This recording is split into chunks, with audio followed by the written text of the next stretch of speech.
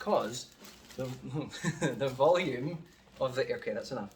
I wanted to make a quick video just to explain a little bit about the power of our voice, our breath and breathing in our lungs, the breathing system. It's a big focus of a lot of traditional singing methods, and rightly so. It's an important aspect of our voice. But it does sometimes get a little bit more focus than maybe I would say it needs. Most of the time breathing takes care of itself. When we walk across a road, we don't stop and think, oh, I need to take a breath before I walk and then watch that bus. And, we just do it. It happens automatically a lot of the time. And for singing, so long as we make sure there are a certain number of things in place, good habits, we can sort of leave it to do its own thing. We don't need to focus too much on breathing every time we sing. There's a lot more stuff that we can be doing with the other parts of our voice that make a much bigger difference to the overall sound that we're trying to make. So I wanted to start with quite a simple concept, something very, very important, however, quite an easy thing to implement. So this is going to sound a bit mad, and you've clicked on this probably because of the title. We shouldn't breathe before we sing. Now that seems completely counterintuitive based on what you would expect and maybe the habits that we all have when we come to use our voice. The first thing we learn when we sing in any sort of choir or group setting is, everybody take a breath in and sing. Do this breathing in just before we start. Breathing when we're about to sing is something that actually can cause us some difficulties and can make the job harder than it really needs to be. I'm going to explain this in quite a detailed way, but I've got some visual aids to help me with this. So I've got a balloon. I happen to have them lying around from a recent celebration. These balloons are going to be a visual representation of our lungs. So really what I'm saying here is when we breathe in, okay, let's just think about this on a theory level for a second. If this is the pressure of the air around us, air pressure, atmospheric pressure, and this is the pressure of our lungs, when we take a breath in, our lungs fill with air. Of course, we know that.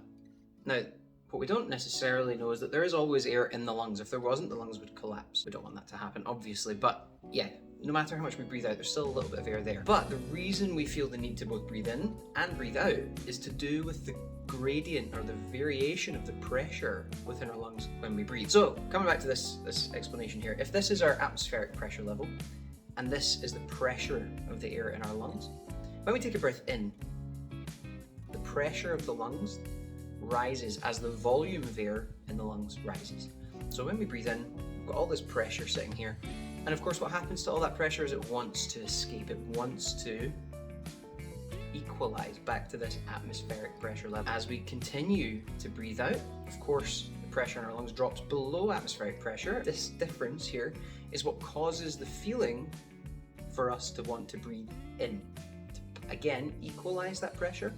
And of course, get air into the lungs and oxygenate our blood. So this constant up and down that's going on is part of everyday life. It's part of how we use our lungs on an everyday basis, and that happens most of the time without us thinking about it. Of course, when we come to sing, we have this habit where we go, okay, I'm ready to sing, la, and we start to sing after taking a load of breath in. The problem with that is that with all this excess air, bearing in mind, of course, we had air in the lungs already when we took our breath in, okay, we had plenty of air already. All this extra pressure is then passing up our windpipe and traveling through our larynx, through our vocal folds. But because it's at such a high rate, it's trying hard to escape more quickly. Now, let me use these balloons as a good sort of representation of that. So this is a balloon that's fairly full. It's fairly full of air. There's, it's if I press it, it doesn't move very far because there's quite a lot of air already in here, okay? Quite a well-filled balloon. If I press hard on that, I can see it's starting to deform, but what's happening is I'm increasing the pressure by reducing the space for the air. And of course, the feeling is even firmer when I press on it. So that's a good representation of a well-filled lung, let's say, which is full of air, and therefore the air pressure is desperate to escape. The pressure is higher and it's going to find a way out. If I continue to press on that, it will pop. Hopefully that doesn't happen. But that balloon will pop, the pressure will all escape, and suddenly we'll have an equalization of atmospheric pressure. I've got another balloon here which is bigger. Okay, here's a good example. Doesn't matter the size of our lungs. This is a unicorn.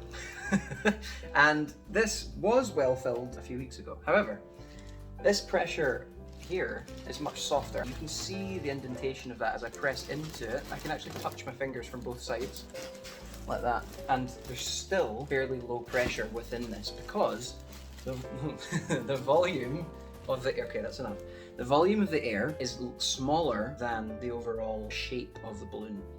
So that's a good example of lungs which have a lower pressure of air in them. And when I press that, there's still enough space. The balloon still moves, basically. There's not that great pressure like there was in the purple balloon, you see?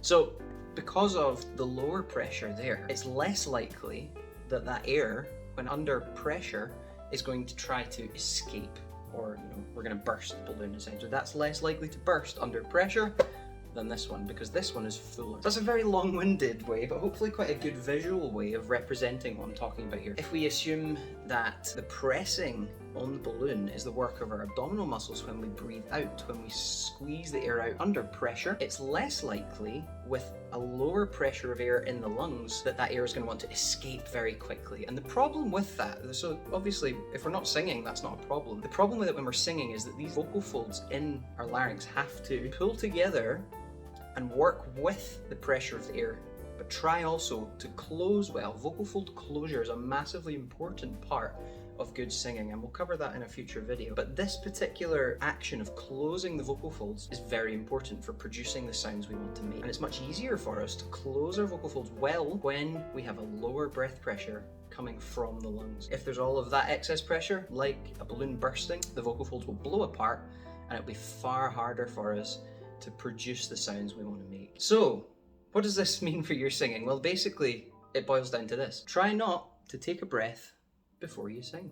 And it's as simple as that. If you go to sing something, you'll notice probably that your habit instantly is to go and breathe in before you sing. It's a difficult habit initially to break, but if you start to become aware of that and you start to work at not taking a breath, just do some really basic things. Sing a phrase, but try to do it with just the air that's in your lungs already. Very important, of course, that we refill our lungs afterwards. So we're not saying here, don't breathe. We don't want you to fall over. It's just about not taking a breath in before you start, because that starts us on a much better path in terms of the pattern of breathing that happens from that point. So that's a very kind of brief rundown of why it's important not to take a breath when we start to sing something. If you'd like to learn more about this, or if you'd like to discuss further about how we can improve your voice, how it can help you to sing to the best of your ability and unlock that potential that is definitely in there, click the button below if this is in your email, or go look at the description down below and there'll be a link there for you to book in for a lesson. I look forward to seeing you to discuss all of this more